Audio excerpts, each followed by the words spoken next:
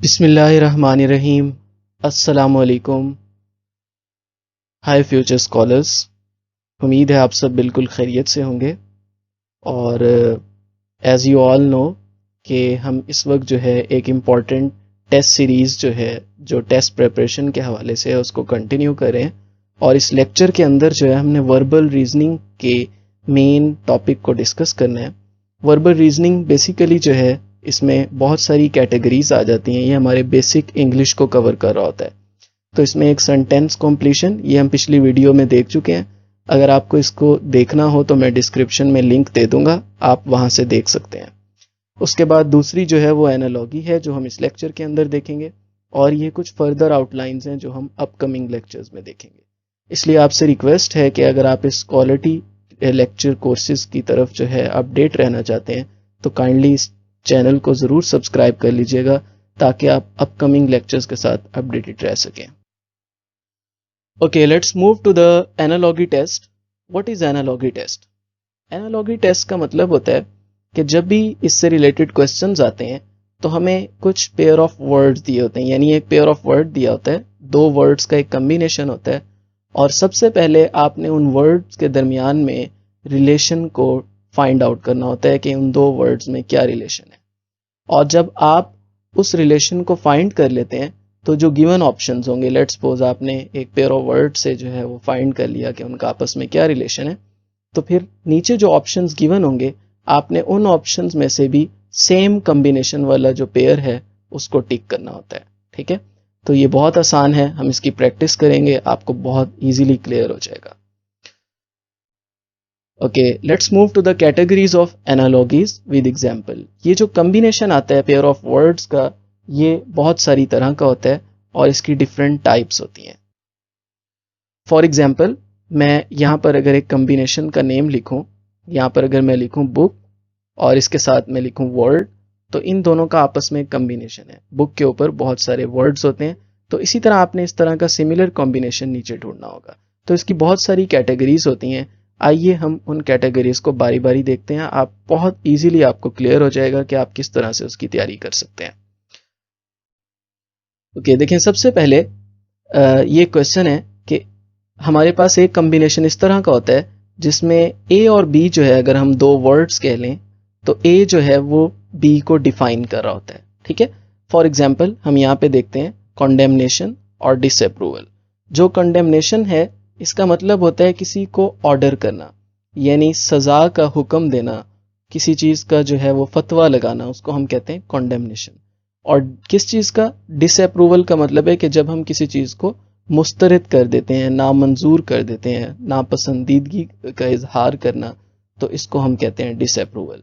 यानी जब भी सजा का हुक्म दिया जाता है, पनिश करने का ऑर्डर दिया जाता है, तो उस टाइम जो जज होता है वो क्या करता है? डिसअप्रूव करता है, यानी किसी चीज को रिजेक्ट करता है।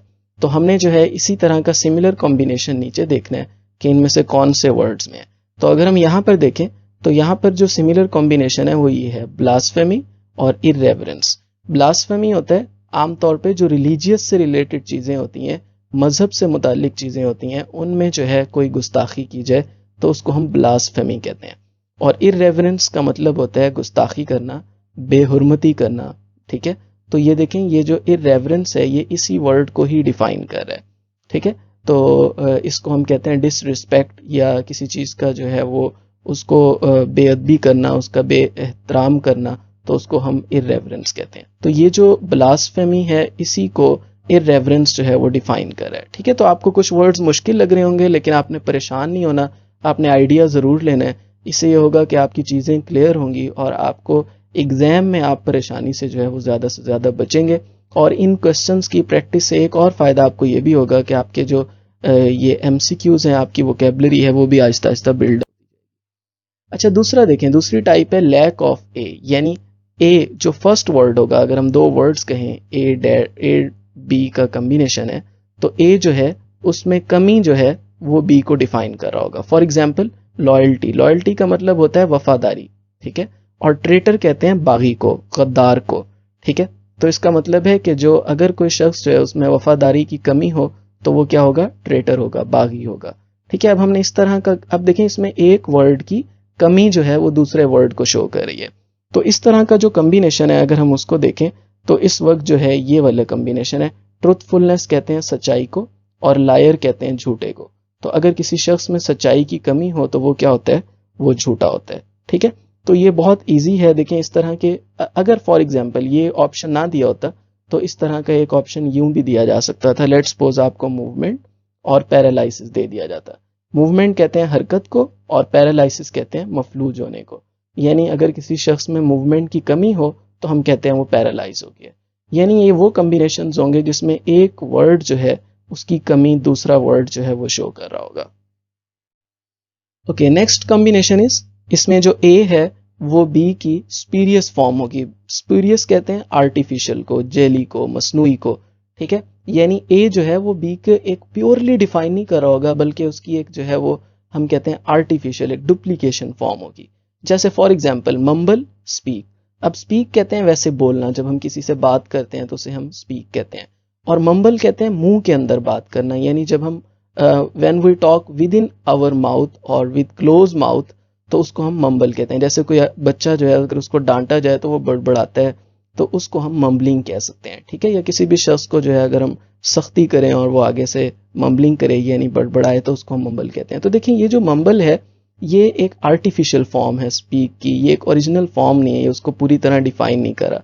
तो इससे मिलता जुलता जो वर्ड होगा वो ये होगा, देखें प्लेजराइज और राइट। वैसे राइट का मतलब होता है लिखना, ठीक है, लेकिन प्लेजराइज का मतलब होता है कॉपी करना, यानी आप लिख तो रहे हैं लेकिन ओरिजिनल फॉर्म में नहीं लिख रहे, डुप्लीकेट फॉर्म में लिख रहे हैं, आप किसी और का कॉपी कर रहे हैं। तो इस तरह से भी ये कम्बिनेशन जो है ये आ सकता है। ठीक है, अगर इससे अलावा और मैं आपको इसका सिमिलर कम्बिनेशन दिखाऊं तो ये इस तरह हो सकता है, क्वैक, फिजिशियन। फिजिशियन कहते हैं डॉक्टर को, ठीक है, और क्वैक कहते हैं जो नीम हकीम होता है, जो स्किल्ड नहीं होता। ठीक है, तो जो एक्सपर्ट होता है उसको हम फिजिशियन कहते हैं और क्वैक वो होता है जो एक्सपर्ट नहीं होता। तो इस तरह जो है ये एक उसकी डुप्लीकेट फॉर्म बन जाती है। अच्छा, उसके बाद है A is same as B but more extreme.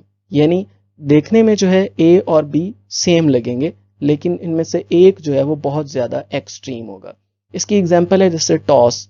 Toss का मतलब होता है जब हम हल्का सा किसी चीज को उछालते हैं, हल्का सा जो पुश करते हैं, तो पुश करना जो है उसको हम क्या कहते हैं, टॉस करना। हल्का सा जो है हम स्विफ्ट करते हैं, जैसे गेम में टॉस होता है। और हर्ल का मतलब होता है कि हम जब किसी को जोर से धक्का दें, उसको गिरा दें, उसको इतना ज्यादा जर्क दें कि वो गिर जाए और बहुत ज्यादा फोर्स लगाएं, तो उसको हम हर्ल कहते हैं। यानी इन दोनों में देखें आप, इंटेंसिटी का फर्क है, शिद्दत का फर्क है। तो इस तरह का भी कम्बिनेशन आ सकता है। अगर हम इसको देखें तो इसके साथ जो रिलेट करता है वो ये करता है, स्पीक का मतलब होता है बोलना और शाउट का मतलब होता है जोर से चिल्लाना। लाउडली जब आप बोलते हैं, किसी को जोर से आवाज देते हैं तो या गुस्से में आवाज देते हैं तो उसको हम शाउट कहते हैं। तो ये देखें इन दोनों में इंटेंसिटी का फर्क है, दोनों में ही इंसान बोल रहा होता है।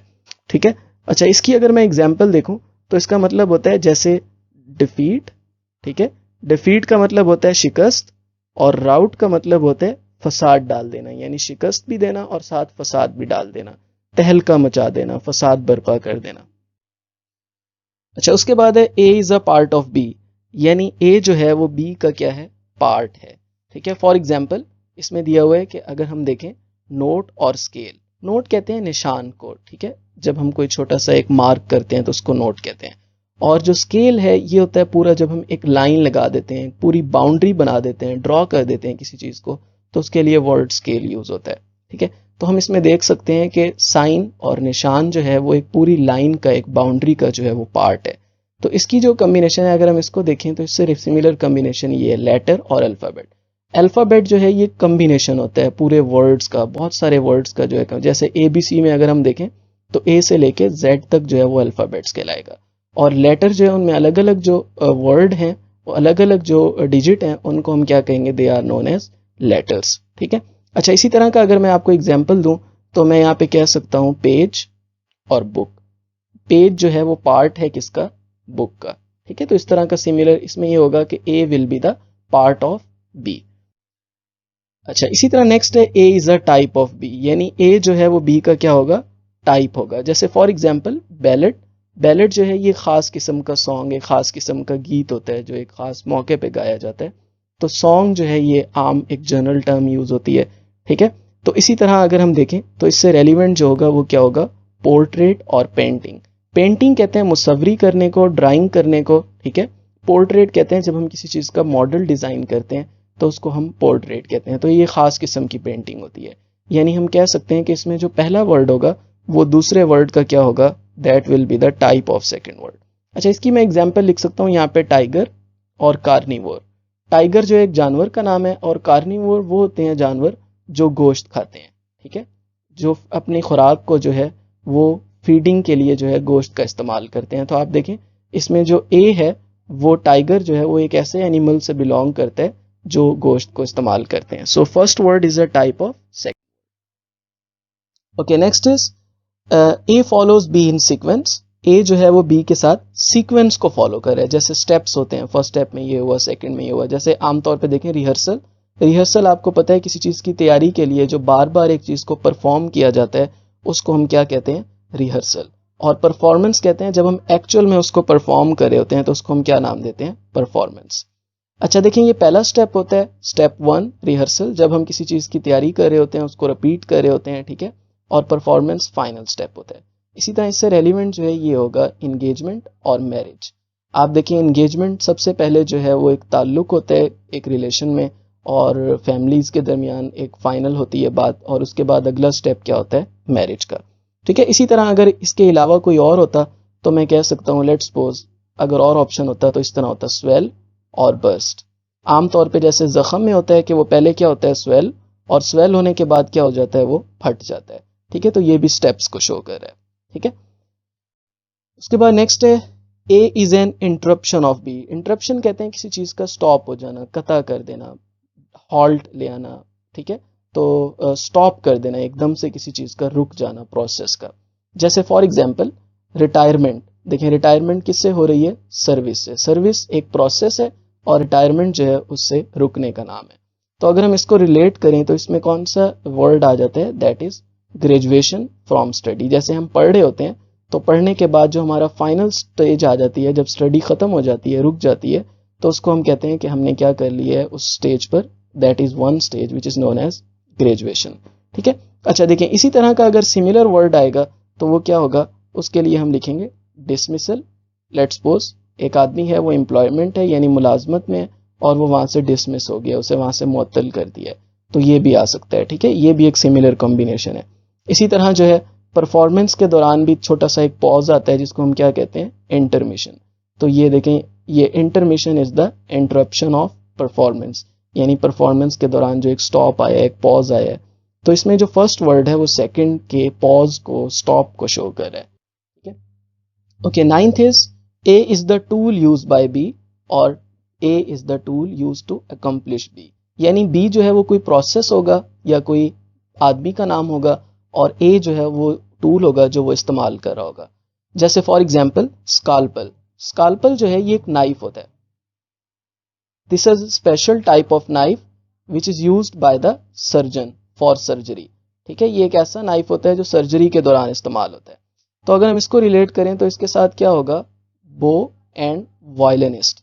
वायलिनिस्ट जो है ये क्या होता है, एक म्यूजिशियन, और बो को अगर हम देखें तो ये एक टूल होता है आमतौर पे जो वायलिन बजाने के लिए जो है इस्तेमाल किया जाता है। ये एक टर्म जो है वो एसोसिएट की जाती है उसके साथ, ठीक है। तो इस तरह जो है अगर इससे सिमिलर वर्ड होता तो वो क्या होता है, नीडल, सीयू। जैसे नीडल से जो है वो क्या किया जाता है, सीयू यानी सिया जाता है, ठीक है। तो प्रोसेस भी आ सकता है और आदमी का नाम भी आ सकता है। इसी तरह जो है आ जाता पोर्ट्रेट, पैलेट। पैलेट वो ब्रश एक टाइप होती है उसकी जिसके साथ जो है वो पेंटिंग की जाती है और वो पेंटर जो है उसको इस्तेमाल कर रहा होता है। So this is another type. अच्छा, last one is A is the place one would find B. यानी ए जो है वो एक प्लेस है और जिसको जो है वो बी फाइंड करेगा। जैसे फॉर एग्जाम्पल अंपायर और प्लेइंग फील्ड। यानी अंपायर जो है ये कहाँ पर पाया जाता है, प्लेइंग फील्ड में, प्ले ग्राउंड में, ठीक है। तो हम इसी तरह देखें तो इससे सिमिलर कॉम्बिनेशन क्या होगा, जैसे अंपायर हमें प्ले ग्राउंड में मिलता है, इसी तरह जज हमें कहाँ मिलेगा, कोर्ट रूम में, यानी अदालत के कमरे के अंदर, ठीक है। और अगर हम इससे सिमिलर कॉम्बिनेशन देखें तो हम इसको कह सकते हैं, इससे रेलिवेंट क्या होगा, फार्मर, फील्ड, यानी फार्मर जो है वो हमें कहाँ मिलेगा, फील्ड में। इसी तरह हम लिख सकते हैं प्रोफेसर हमें कहाँ मिलेगा, क्लासरूम में। तो देखिए ये बहुत ही सिंपल से हैं, लेकिन फ़र्क ये है कि आपने किस तरह से इनके रिलेशन को एग्जैक्ट जो है वो फाइंड करना है और आपने अगर दो वर्ड्स जो गिवन होंगे उनके रिलेशन को सही फाइंड कर लिया तो आपके लिए गिवन पॉसिबल ऑप्शंस में से जो है वो आंसर तलाश करना बहुत ईजी हो जाएगा। ठीक है, so that was all for this lecture and I request you to keep on watching our lectures. अगर आप वाकई चाहते हैं कि आपकी बहुत अच्छी तैयारी हो जाए तो आप हमारे लेक्चर्स देखते रहें, और काइंडली अगर आपको ये वीडियो पसंद आई हो तो आप ज़रूर इसको जो है वो लाइक कर दें, सब्सक्राइब कर दें हमारे चैनल को, और कमेंट में जो है हमें ज़रूर बता दें कि क्या आपको ये चीज़ जो है वो क्लियर हो गई है। And we wish you best of luck. Thank you so much. We will see you in the next lecture.